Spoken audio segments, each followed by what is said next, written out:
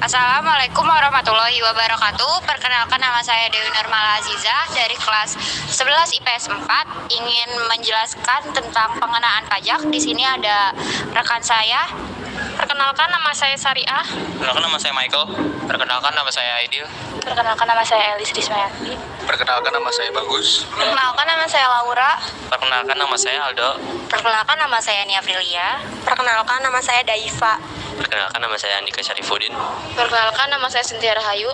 Mengacu pada pasal 1 ayat 2 Undang-Undang Nomor 16 Tahun 2009, wajib pajak adalah orang pribadi atau badan yang meliputi pembayaran pajak, Pemotong pajak dan pemungut pajak serta mempunyai hak dan kewajiban perpajakan sesuai dengan ketentuan peraturan perundang-undangan perpajakan. Definisi pajak yang merupakan kontribusi wajib dari orang atau badan terhadap negara Yang sifatnya memaksa sesuai dengan undang-undang tanpa adanya imbalan secara langsung. Pajak tersebut oleh pemerintah dipergunakan. Seseorang disebut sebagai wajib pajak.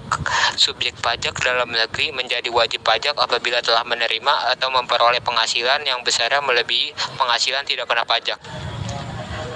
Sedangkan subjek pajak luar negeri sekaligus menjadi wajib pajak sehubungan dengan penghasilan yang diterima dari sumber penghasilan di Indonesia atau diperoleh melalui bagaimana jika seseorang telat membayar pajak. Sanksi bunga. Aturan terkait sanksi bunga dijelaskan dalam pasal 9 ayat 2 AUKUP. Dalam regulasi tersebut dijelaskan bahwa wajib pajak yang telat membayar pajak akan didenda sebesar 2% per bulan, terhitung dari tanggal jatuh tempo hingga tanggal pembayaran. Apa itu tingkatan DPD? DPD adalah singkatan dari dasar pengenaan pajak. Dasar pengenaan pajak atau DPD adalah jumlah harga jual, penggantian, nilai impor, nilai ekspor, atau nilai lain yang dipakai sebagai dasar untuk menghitung pajak yang tertuang. Menerapkan 3 sistem pengenaan pajak. 1. Self-assessment system. Perhitungan pajak dilakukan oleh wajib pajak sendiri dan dikenakan bagi pajak pusat, yaitu pajak pertambahan nilai atau PPN dan pajak penghasilan. Kemudian yang kedua yaitu ada official assessment system, yaitu perhitungan pajak dilakukan oleh Fiskus atau aparatur pajak dan dikenakan bagi pajak bumi dan bangunan, yaitu PBB.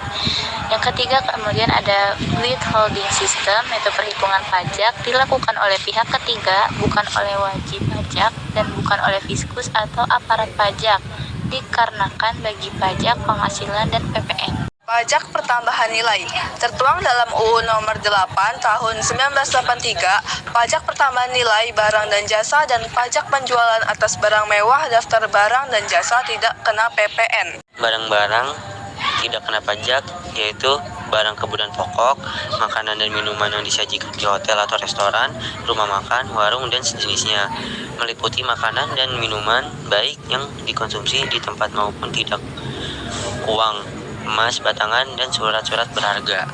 Jasa-jasa yang tidak kena PPN. Yang pertama, jasa pelayanan kesehatan medis. Kedua, jasa pelayanan sosial. Ketiga, jasa keuangan. Keempat, jasa asuransi.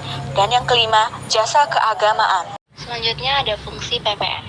Fungsi PPN yaitu sebagai acuan penerimaan negara yang berfungsi menjaga stabilitas ekonomi seperti menekankan inflasi. Adapun yang dikenai pajak dari PPN itu sendiri diantaranya, yang pertama ada impor barang kena pajak, yang kedua ada ekspor jasa, yang ketiga ada pemanfaatan barang kena pajak tidak berwujud dari luar daerah pabean maupun di dalam daerah pabean. Tak hanya itu, PPN juga secara khusus dikenakan atas beberapa kasus, seperti kegiatan atau pekerjaan membangun sendiri oleh perorangan atau badan perusahaan.